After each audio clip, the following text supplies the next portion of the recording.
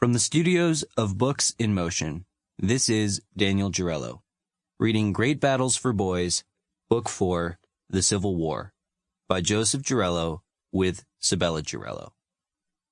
Now, let's begin with Chapter 1, Beginnings. The Civil War was the bloodiest conflict in United States history. Between 600,000 and 800,000 soldiers died in this war, almost as many soldiers as all other U.S. wars combined. No single event triggered this war. Instead, like most wars, it came about through a combination of current events, historical issues, and human nature. This book is mainly about the battles themselves, but let's quickly cover some of the things that contributed to the Civil War. It will help you understand the battles. Long before the Civil War, the South actually had more people than the North. But in the mid-1800s, the North's population began growing very quickly. The Industrial Revolution brought people to northern cities for jobs in factories. Other people came to America as immigrants from countries such as Ireland and Italy, and settled in cities such as New York and Boston. During this same time, the population in the South wasn't growing much, except for slaves who were bought and sold to do most of the heavy labor, especially farming. By 1860, the North had far more people than the South. With the help of the productive factories, the North was also becoming richer, too.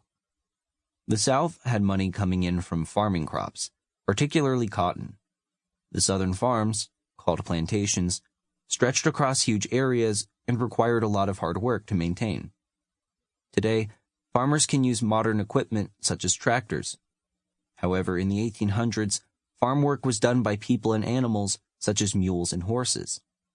To save money, Southern plantation owners bought slaves who did most of the work. Northerners also bought slaves, but not as many. In the beginning, American slavery included both white and black people. The white people were often criminals or poor people who needed to pay off their debts. The black people came from Africa. They were kidnapped by their fellow Africans and sold to white slave traders, who then shipped them by the thousands to places such as the United States.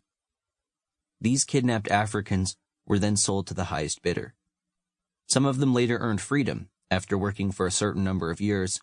However, most of them remained slaves their entire lives. Their children and grandchildren also became slaves. Slavery was a life of bondage.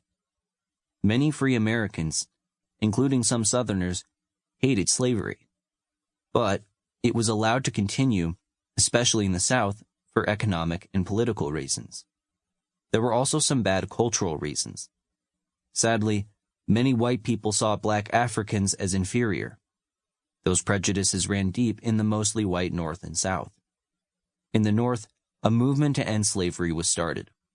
A man named William Lloyd Garrison started publishing an anti-slavery newspaper called The Liberator. Week after week, Garrison wrote about why slavery was wrong. He wanted to persuade his readers to rethink their ideas about black Africans, many of whom were now African Americans since they were born in America. Garrison's audience grew. In both the North and the South, people debated slavery. Some historians even believe that slavery would have eventually collapsed due to public opinion and the new economics of manufacturing. But that's not what happened. For one thing, white Southerners were scared. In 1831, 30 years before the Civil War, a Virginia slave named Nat Turner launched a rebellion. He gathered fellow slaves, and together they killed about 60 white people, including women and children. Turner was later caught, sentenced to death, and hanged. Southern governments started passing new laws that placed further restrictions on the lives of slaves. For instance, it was against the law to educate slaves. Some laws were written that restricted the rights of black people, even if they weren't slaves. It became illegal for black people to gather in groups, even though the U.S. Constitution says all citizens have the right to freely assemble. Even if there was a black church service, at least one white minister had to be there too. In 1858, just 3 years before the Civil War would break out, Sample complete. Ready to continue?